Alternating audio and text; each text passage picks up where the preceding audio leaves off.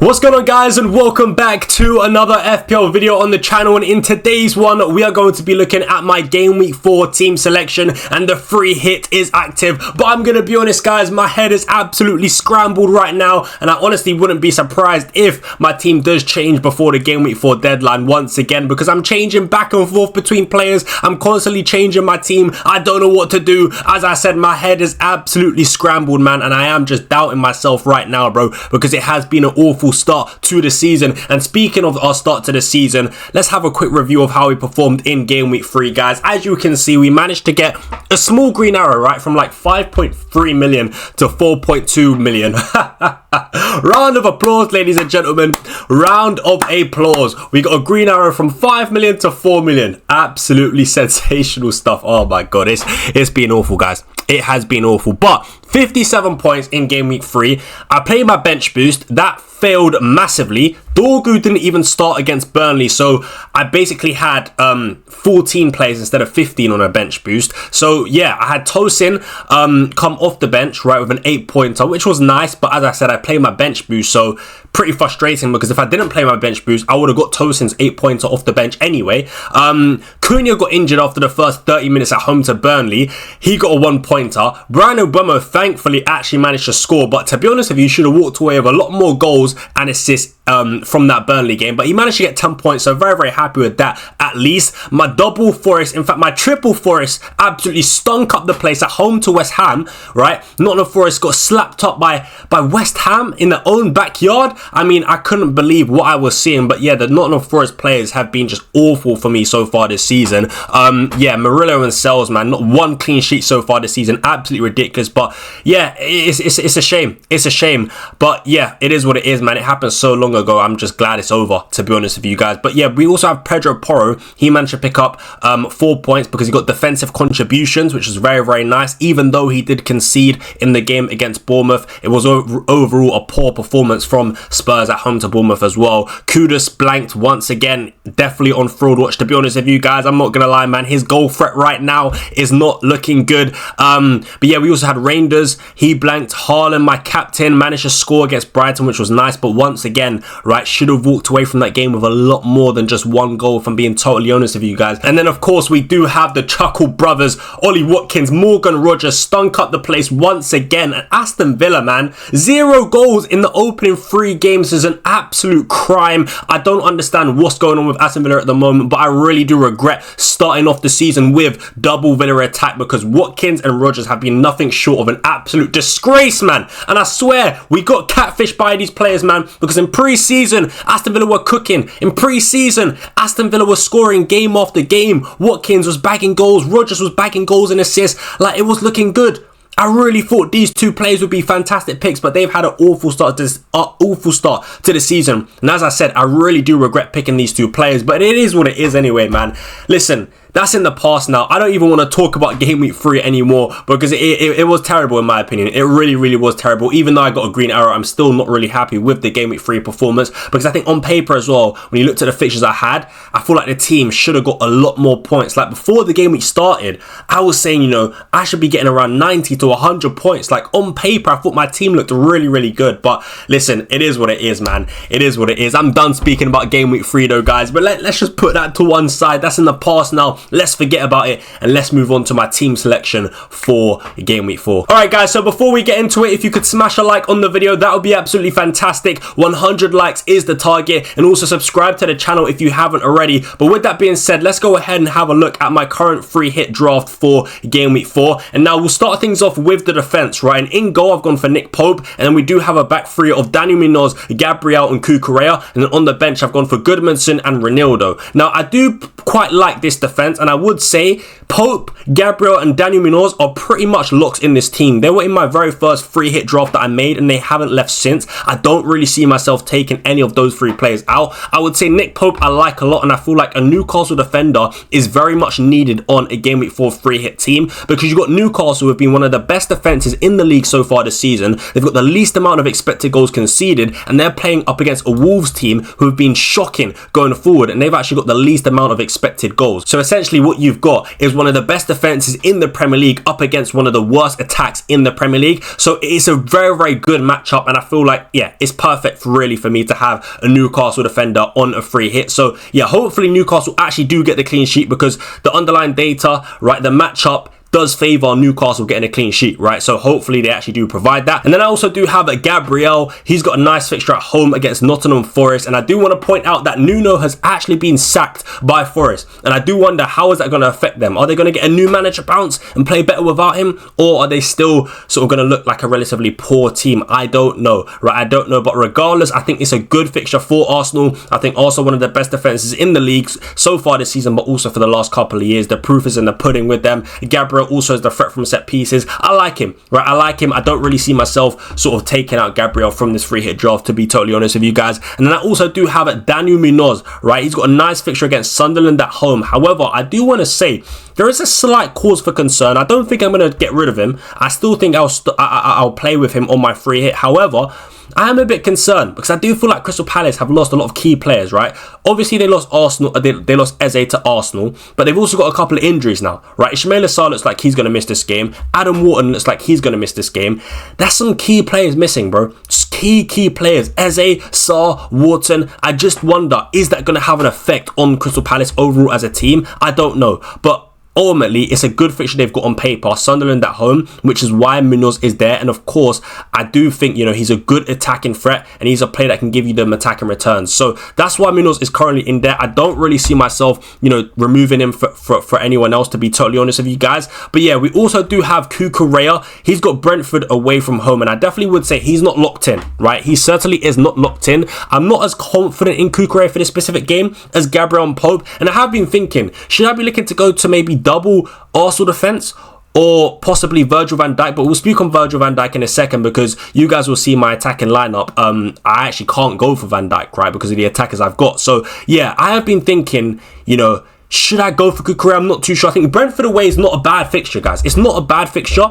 I just think because it's away from home, I am just a little bit less confident, right, in this pick. But the thing is with Cucurella is that he's got really, really good attacking threat. Right, that is the positive. So at the moment he's in there, but I wouldn't be surprised if I do take him out. There is still a chance. I'm a bit 50-50 on Cucurella. I think, as I said, if it was at home, I'd be a lot more confident on him. But listen, that is the defense right now, right, as it stands currently. Of course, as I said, things could change, but currently this is what I've got. But with that being said, guys, let's move on into the midfield and attack. And in midfield, I've got Semenyo, Mohamed Salah, Harvey Barnes, and Cody Gakpo. And then a front three of Ekitike, João Pedro, and big boy Jean-Philippe Mateta. This is currently what my attacking lineup does look like. And of course, on the bench, I've got King. But I want to speak about triple Liverpool attack, guys. Right, as you guys can see, I've got Salah, Gakpo, and Ekitike. And then the reason why I've gone for triple Liverpool attack is because I do expect Liverpool to just basically destroy Burnley. It could be 4, it could be 5, it could be 6-0 to Liverpool. And with that being said, I basically expect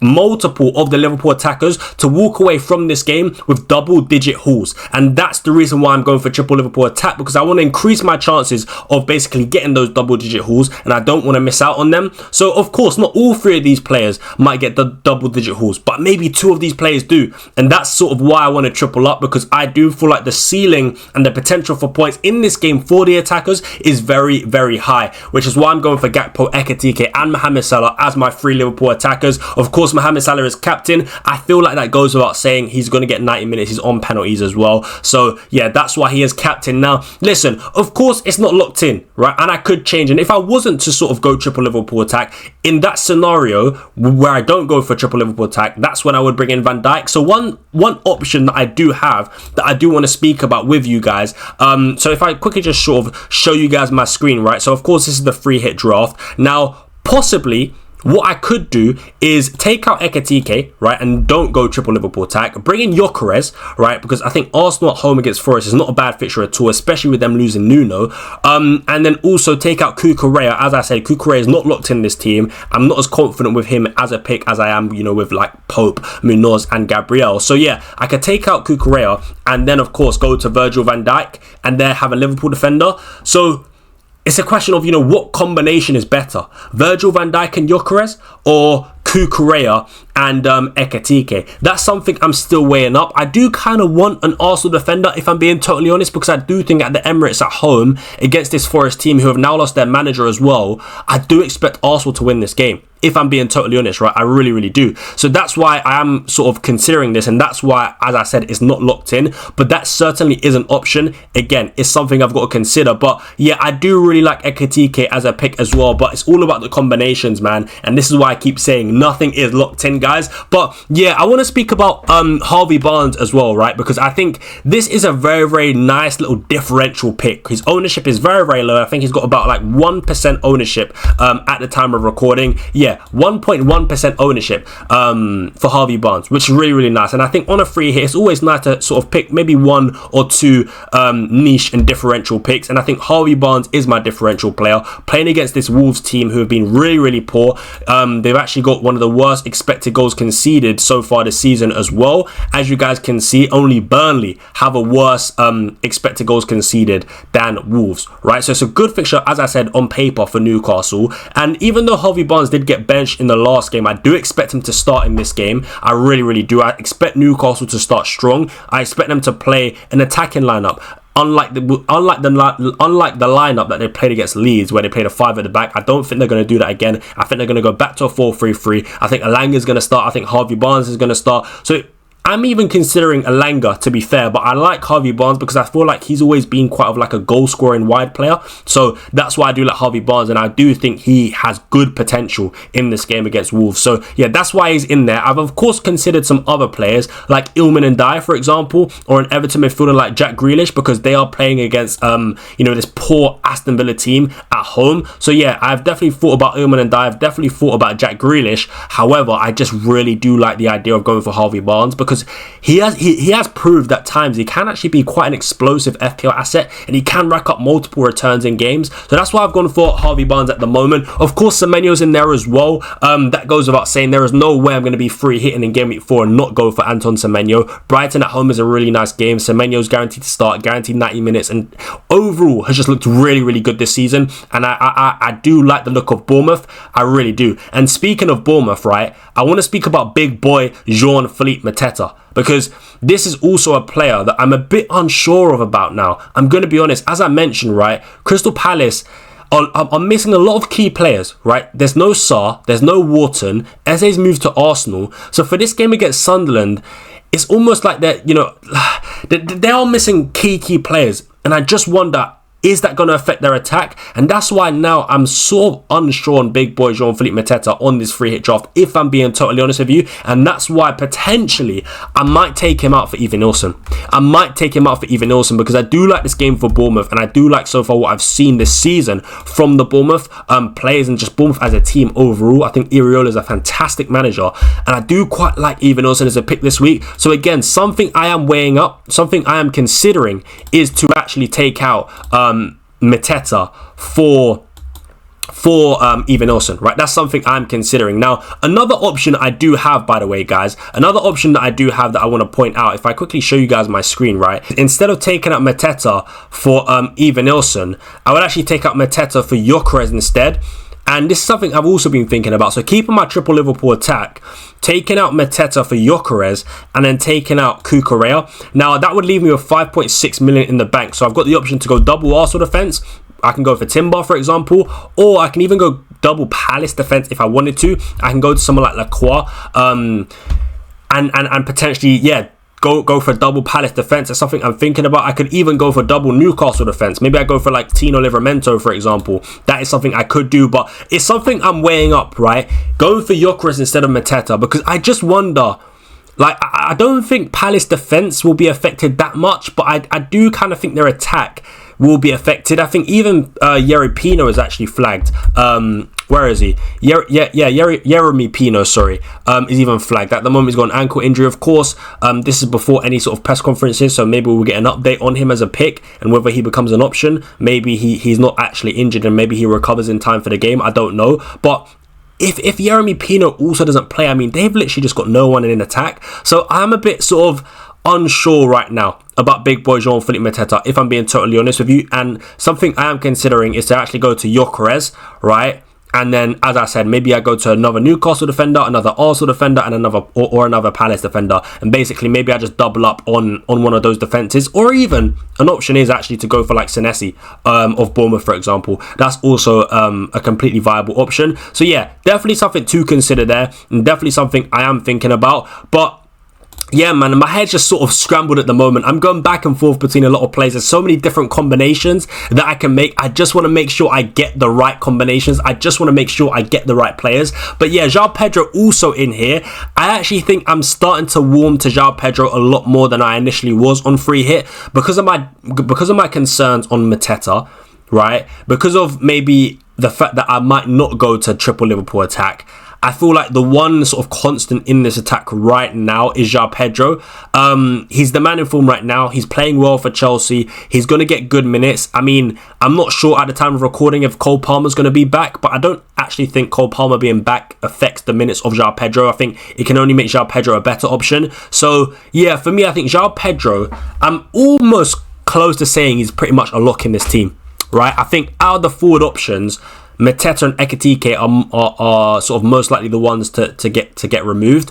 Ekitike not so much. I think Mateta, I'm strongly weighing up actually going for him, to be honest with you guys. Like, don't be surprised if he's gone. As I said, I think maybe even taking out Mateta for Even Nilsson might be the play.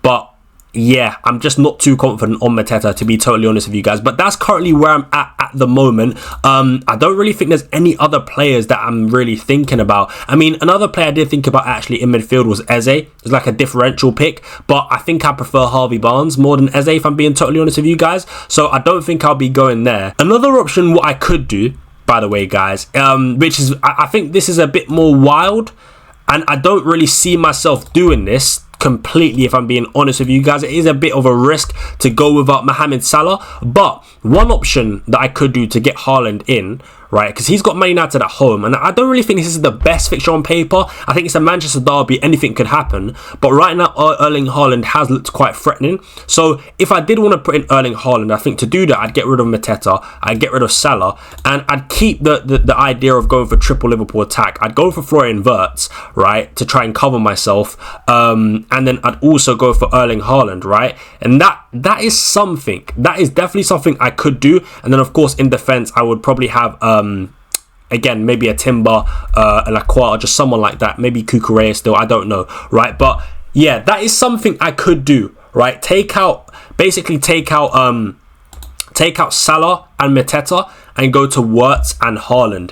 That's also something I'm considering, but it just feels wrong to be free hitting and not going for Salah when they play Burnley away from home. I just don't like the idea of it, especially because when I watched the Manchester United vs Burnley game, right, and Bummer was playing off the right hand side and he was getting a lot of joy on that right hand side, and I think yeah, Burnley's left-hand side looks very, very vulnerable, and of course that's the spaces, they're the positions that Salah's going to be taking up for Liverpool. So I don't really want to go without Mohamed Salah, if I'm being totally honest. But again, it's something that I could potentially do. It's something I have thought about. But yeah, man, as you guys can tell, man, there's a lot of different combinations, there's a lot of different options. It is very, very stressful free hitting, if I'm being totally honest with you, because there are just so many different combinations to make.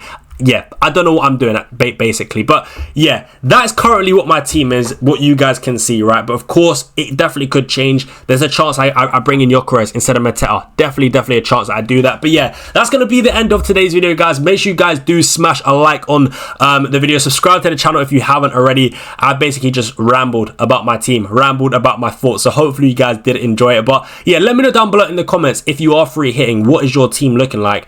I'd love to know your thoughts and feelings on my team as well. So yeah, man, make sure you guys do leave your comments down below. And of course, guys, there will be watch alongs this week for Game Week 4, so make sure you guys do have post notifications turned on for that. But thank you guys so much for watching. I do appreciate the massive support on the channel, and yeah, that's it from me today. Smash a like, subscribe, all that good stuff. It's been your boy FPL Ryan, and I'll catch you guys in the next one. But until then, I'm out. Peace.